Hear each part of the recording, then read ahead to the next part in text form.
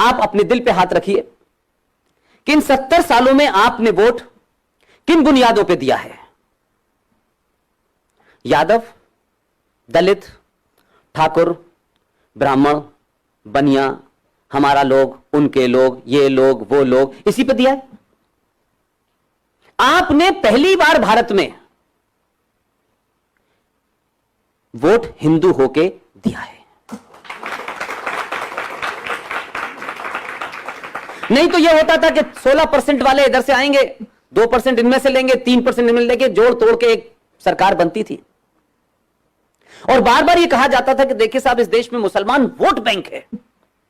उनका असल में तो कोई बैंक है नहीं, और ना कोई खाता है उनका, एक ही बैंक है उनका। कहते हैं तो हिंदू पिछड़े वर्ग के लोग केवल 3 समय पर होते हैं। जब मुसलमान से लड़ना हो तब हिंदू, जब वोट डालना हो तब हिंदू, और जब चंदा देना हो तब हिंदू।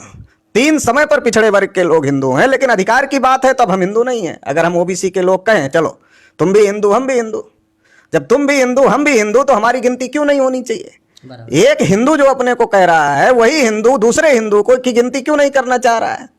अगर SC ST OBC के लोग हिंदू हैं तो शेड्यूल कास्ट का कोटा भी पूरा होना चाहिए था, शेड्यूल ट्राइब का कोटा भी पूरा होना चाहिए था। और OBC की संख्या 52% थी, उन्हें 27% मिला, आज तो 60% से ऊपर है। तो हमारी भी गिनती करके हमारी संख्या के अनुपात में सभी क्षेत्रों में हिस्सेदारी मिलनी चाहिए थी।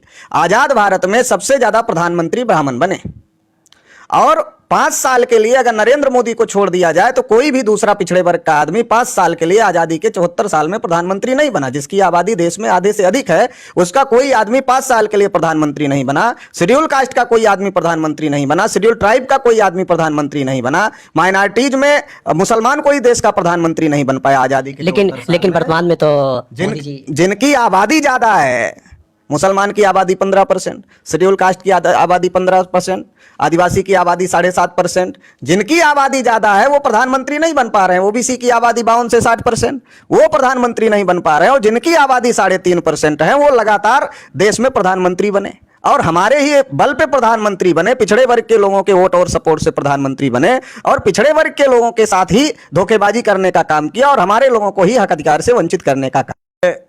हिंदुत्व की कोई विचारधारा देश में नहीं है। देश में जो विचारधारा है वो ब्राह्मणवादी विचारधारा है, और ब्राह्मणवादी विचारधारा का पालन करने वाले, पोषण करने वाले, उसको मजबूत करने वाले जो लोग हैं वो ब्राह्मण लोग हैं।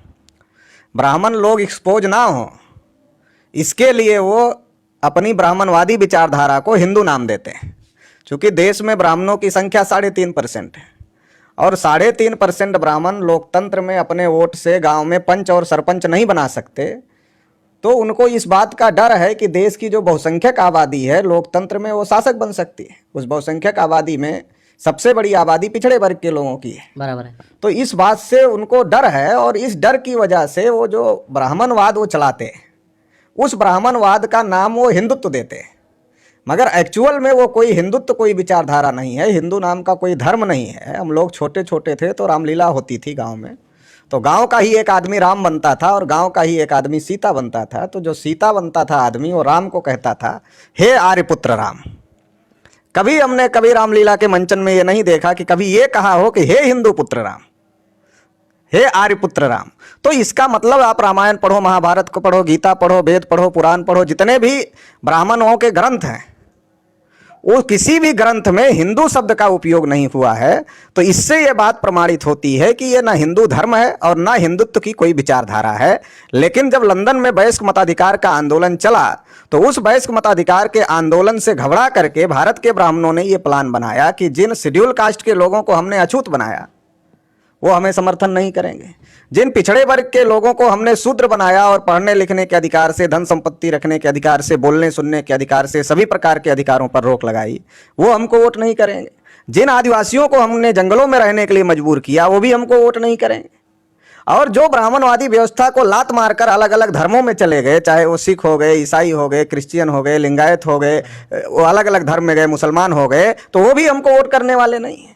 तो इसका मतलब यह है कि लोकतंत्र में ब्राह्मण लोग आजाद भारत पर या लोकतांत्रिक भारत पर कब्जा नहीं कर सकते हैं। तो इस बात को ध्यान में रखते हुए फिर ब्राह्मणों ने अपनी आइडियोलॉजी को के तरीके को चेंज किया और उस तरीके को चेंज करके उन्होंने हिंदू महासभा बनाई और फिर SC ST OBC के लोगों को हिंदू के नाम पर गुमराह करने का काम किया। वरना दयानंद सरस्वती ने भी जब संगठन बनाया तो उन्होंने आर्य समाज नाम का संगठन बनाया, उन्होंने हिंदू समाज नाम का संगठन नहीं। तो जो मुसलमान हुए या जो सिख हुए, जो ईसाई हुए, वो जो इनकी असमानता की व्यवस्था थी, इन्होंने लिखा कि आप शूद्र के कान में ज्ञान का एक शब्द पड़ जाए तो शीशा पिघला कर डाल देना चाहिए, आंख से देख ले तो आंख लेकिन ये लिखा, लेकिन अब वर्तमान में तो नहीं है ना ऐसा। उच्चारण करे तो जीभ काट लेनी चाहिए, ऐसा इन्होंने लिखा। तो ऐसा इन्होंने लिखा तो इसमें इस गुलामी से मुक्ति के लिए जिसको जो रास्ता मिला, जब इस्लाम को मानने वाले लोग आए, उन्होंने कहा तुम भी इंसान हो, हम भी इंसान हैं, तो तुम हमारे बराबर चटाई पर बैठो।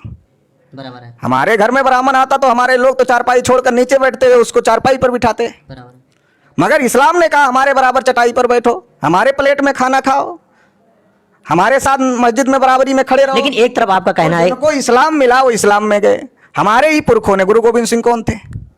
हमारे ही पुरखे थे। उन्होंने कहा तुम्हारी व्यवस्था को नहीं मानते और बहुत सारे लोग सिख धर्म में चले गए। लिंगायत कौन है दक्षिण भारत में? वो पिछड़े वर्ग के लोगों ने लिंगायत धर्म स्थापित किया।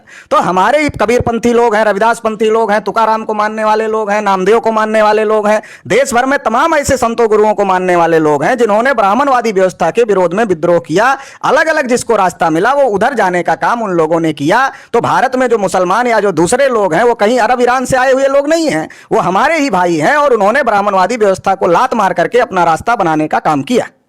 तो सर जिस तरह से एक तरफ आपका कहना है कि पिछड़े वर्ग के लोग हिंदू और नहीं हैं, आपका ये कहना कि आज नहीं हो रहा है, तो देश का राष्ट्रपति रामनाथ कोविंद का नाम शायद आपने सुना नहीं। हाँ सुना हुआ है। सुना है तो घटना के बारे में भी आपको जानकारी? हाँ वो भी जानकारी है। कि कोविंद जी जब पुष्कर के मंदिर में गए तो ब्राह्मणों ने कहा कि आप देश के राष्ट्रपति हो सकते हो, मंदिर के राष्ट्रपति तो ब्राह्मण ही हो। लेकिन मेरा ये मंदिर में आपको घुसने नहीं दिया जाएगा और घुसने नहीं दिया गया।